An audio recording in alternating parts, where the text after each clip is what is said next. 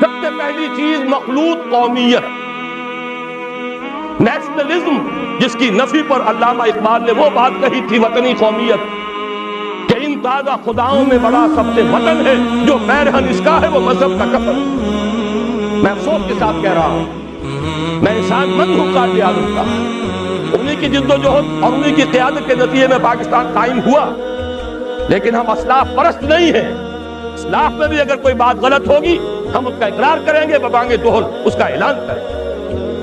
حضرت ابو بکر صدیق بھی یہ فرما سکتے تھے کہ اگر میں سیدھا رہوں تو تم پر میری اطاعت فرض ہے، اور اگر میں ٹیڑھا ہونے لگوں تو مجھے سیدھا کرنا فرض ہے، تو کسی دوسرے کا مقام اس سے بالا تر نہیں۔ افسوس کہ قائد اعظم نے جو الفاظ 11 اگست 1947 کو کہے پاکستان کے بارے میں تصور دیتے ہوئے، Muslims will cease to be Muslims and Hindus will cease to be Hindus, not in the religious sense, because religion is the private affair of the individual, but in the political sense۔ میرے نزدیک یہ مخلوط قومیت کا وہ تصور ہے ان الفاظ سے جو نکلتا ہے۔ توجیہ میں نے بھی کی ہے ان کے اس قول کی، میری کتاب استحکام پاکستان میں جو باب اس پر ہے اس پر میں نے مفصل توجیہ کی، لیکن الفاظ ایسے ہیں بدقسمتی سے، جیسا کہ میں نے ابتدا میں عرض کیا تھا کہ سیکولرزم کے علمبرداروں کو اس سے دلیل ملی ہے۔ یہ مخلوط قومیت کا وہ نظریہ ہے جس کی نفی پر ہم نے تحریک پاکستان چلائی۔ پاکستانی قومیت، مسلم قومیت، اس کی بنیاد پر پاکستان بنا ہے۔ بہرحال ہم نے ابھی تک عملاً اسی مخلوط قومیت کے تصور کو اختیار کیا ہوا ہے۔ ہماری ایک ہی اسمبلی ہے، اس میں غیر مسلم بھی جائیں گے، مسلم بھی جائیں گے، وہ برابر کے ہیں، ان کے ووٹ وہاں پر کوئی میں فرق نہیں ہے۔ تو معلوم یہ ہوا کہ یہ تو مخلوط قومیت، مسلم اور غیر مسلم کی ایک مشترک قومیت کا تصور ہے جو آج بھی ہمارے ہاں رائج ہے، اور اگرچہ ہم نے اس کی نفی پر پاکستان بنایا۔ دوسرے، پارلیمانی جمہوریت، چونکہ برطانیہ میں پارلیمانی جمہوریت تھی اور اس کی تو ہر شے کو ہمیں سنبھال کر رکھنا ہے، پارلیمانی جمہوریت سے لے کر کرکٹ کے گیم تک ہر شے کو پوری وفاداری کے ساتھ ہم نے قائم رکھا۔ شاہ ڈائنا کو بلایا تھا یہی دکھانے کے لیے کہ دیکھ لو، سرے منہ فرق نہیں آنے دیا ہم نے اس ملک میں، جیسا تم لوگ چھوڑ گئے تھے ویسا ہی آج قائم ہے۔ ہمارے یہاں اس پارلیمانی جمہوریت کو سمجھ لیا گیا ہے کہ شاید یہ منظم من اللہ ہے، اور تو کوئی راستہ ہے ہی نہیں، کوئی الٹرنیٹو ہے ہی نہیں، اس کو اصول موضوع بنا لیا گیا، اس لیے کہ اس نے ہمیں یہ پارلیمانی جمہوریت کا تصور دیا اور تھوڑی سی اس کی ہمیں تربیت بھی دے دی تھی۔ تیسری چیز، صوبوں کے نام اور اس کی حدود، معلوم ہوا کہ یہ تو شاید اللہ کے رسول نے معین کیے، معاذ اللہ، ان میں کوئی ادھر ادھر کا معاملہ نہیں ہو سکتا۔ سرائیکی صوبے کا نام لے لے تو کفر ہو گیا، کہیں کوئی اور صوبے کی تقسیم کی بات کرے تو ڈرتا ہے، کانپتا ہے۔ صوبوں کی سینکٹی، صوبوں کا تقدس اور اس کی بنیاد پر عصبیت جو دن بدن گہری سے گہری ہوتی چلی جا رہی ہے، یہ بھی در حقیقت کس کے صوبے تھے؟ انگریز نے اپنی انتظامی مصلحت سے بنائے اور اپنے جو کے تو قائم رکھے۔ نئے ضلع وجود میں آ گئے، نئی کمشنریاں وجود میں آ گئیں، لیکن صوبوں کی حدود یہ تو مقدس گائے ہے، سیکریٹ کاؤ، سیکروسینکٹ، اس میں کہیں کوئی تبدیلی نہیں آ سکتی۔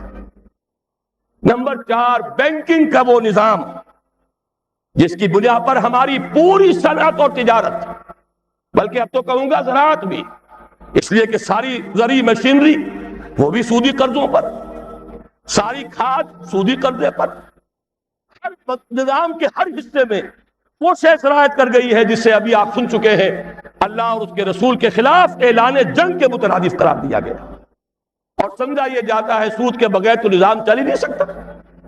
میرے نزدیک یہ کلمہ کفر ہے، یہ اللہ تعالیٰ کے خلاف بد اعتمادی کا ووٹ ہے۔ یا تو اللہ کو علم نہیں تھا معاذ اللہ کہ ایک دور وہ بھی آئے گا کہ سود کے بغیر نظام چل نہیں سکے گا، اور اس نے وہ شے حرام کر دی جو لازمی تھی۔ وہ تو کہتا ہے لا یکلف اللہ نفسا الا وسعها، انسانی وسعت سے بڑھ کر تو وہ کسی شے کا بوجھ ہی نہیں ڈالتا۔ معلوم ہوا کہ ہمیں نہ اللہ پر یقین ہے نہ اس کے رسول پر اعتماد ہے۔ نمبر 5، جوئے، سٹے اور لاٹری کی لالچ جو ہمارے ہاں بڑھتی چلی جا رہی ہے۔ یہ کہا جا سکتا ہے کہ واقعتاً سود تو ایسی شے ہے کہ ایک دفعہ اگر اسے ہٹائیں گا تو زلزلہ ضرور آئے گا۔ ہمارے نزدیک وہ زلزلہ بہت مبارک زلزلہ ہوگا جو سود کو ختم کرنے کے نتیجے میں آئے۔ اور اسی سے خیر برآمد ہوگا. لیکن یہ جوئے اور سٹے اور لاٹری کے ذریعے سے بھی کل زلزلہ آ جائے گا. اگر ان کو ختم کر دیا جائے تو قیامت آ جائے گی. جسے قرآن کہتا ہے رجس من عمل الشیطان.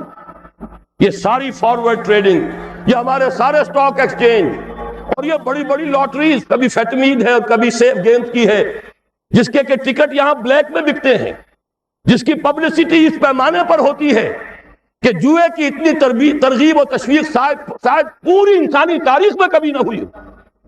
کیوں جاری ہے؟ اس لیے کہ انگریز چھوڑ گیا تھا. یہ سارے سٹاک ایکسچینج اس نے بنائے تھے، یہ لاٹریوں کا نظام اس نے دیا تھا.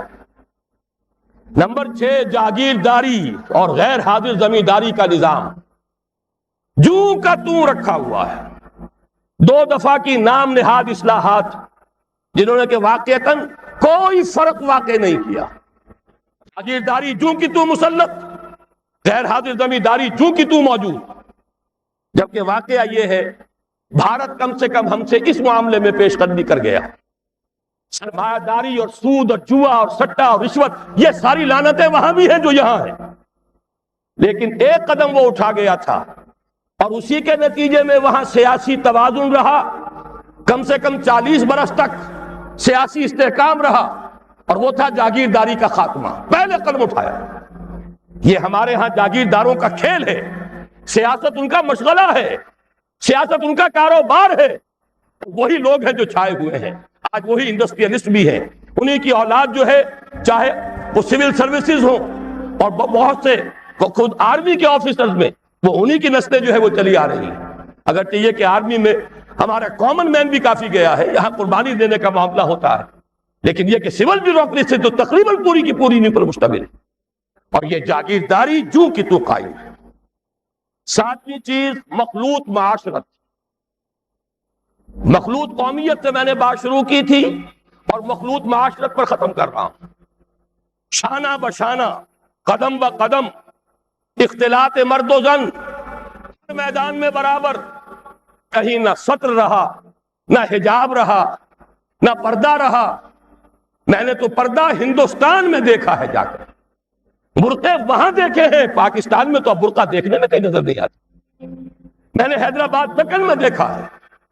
میرے 3 لیکچر ہوئے تھے حقیقت شرک کے موضوع پر مکہ مسجد میں، جس میں 5000 کے قریب مجھے بتایا گیا خواتین تھی، 15000 مرد تھے. مسلسل 3 دن. یہ آج سے تقریباً 6 سال پہلے کی بات ہے. لیکن وہاں میں نے وہ جب جلسہ ختم ہوا ہے، ہر عورت کو دیکھا کہ وہ برقعے میں تھی، مکمل برقعے کے اندر. لیکن یہاں تو آپ کراچی میں جا کر دیکھیے، برقعہ نام کی کوئی شے نہیں. وہ تو آپ یوں سمجھیے کہ وہ معروف نہیں، منکر بن گیا ہے. آپ اس کے اوپر فتنہ چست ہوتے ہیں. یہ مخلوط معاشرت جو ہے، جس کی وجہ سے کہ مغرب میں شرم و حیا کا دیوالہ نکلا، گھر کا سکون ختم ہو گیا. ان سے پوچھئے روتے ہیں، ان کا گھر کا خون، فیملی لائف شٹر ہو چکی، خاندان کا نظام درہم برہم ہو گیا. اولاد رلتی پھرتی ہے، میاں بیوی دونوں کام پر گئے ہوئے ہیں، شام کو تھکے ہوئے آئے ہیں. بچے اگر آ گئے اسکولوں سے واپس تو اب جو کچھ کر رہے ہیں کوئی ان کی دیکھ بھال کرنے والا نہیں. جو کچھ کریں گے بچے، وہ ٹین ایجرز ہوں یا ان سے بھی چھوٹے ہوں، جنہوں نے اکثر وقت جو ہے ٹیلی ویژن دیکھ کر گزارا ہو، وہ جو کچھ کریں گے اس کا قیاس آپ کر لیجئے. مجھے یہاں کہنے کی کوئی ضرورت نہیں. یہ آخری شے تو وہ ہے کہ جس میں واقعہ یہ ہے کہ انگریز جہاں ہمیں چھوڑ گیا تھا اس میں ہم نے بہت ترقی کی ہے. اب تو ہم کہہ سکتے ہیں کہ ہماری معاشرت بالکل یورپ کے ہم پلہ معاشرت ہو چکی. بڑے دقیانوس کچھ گھرانے ہوں گے جن کے ہاں پردہ بھی ہے، شرم و حیا بھی کسی شے کا نام ہے، اور عصمت و عفت بھی کوئی شے ہے. باقی یہ کہ اکثر و بیشتر ہمارا جو حال ہو چکا ہے، خصوصاً اونچے طبقات کا، معلوم ہوا کہ وہ تو اس معاشرت کے اندر ان سے بھی کہیں آگے نکل گئے.